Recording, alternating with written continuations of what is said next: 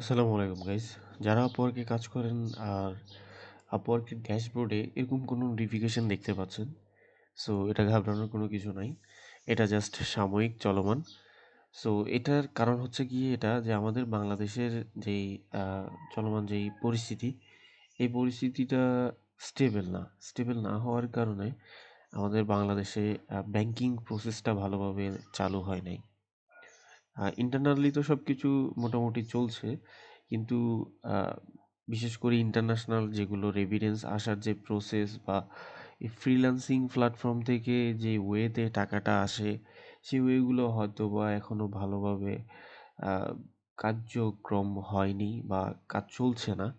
না চলার কারণে হয়তো বা কোনো ধরনের ডিলে হচ্ছে। সো এটাই আপওয়ার্ক বলতেছে যে আপনাদের পেমেন্টটা আসতে হয়তোবা একটু ডিলে হতে পারে। অনেকে ট্রানজ্যাকশন উইথড্র করেছেন, সেই হয়তোবা উইথড্রটা হয়তো হোল্ড হয়ে আছে, পেন্ডিং হয়ে আছে, বা ওদের অ্যাকাউন্টে টাকাটা আসতেছে না, বা অনেকে করতে পারছে না, এরকমও প্রবলেম হতে পারে।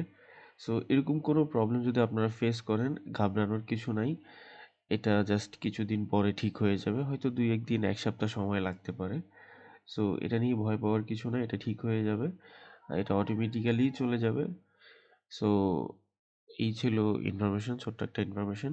সো ধন্যবাদ।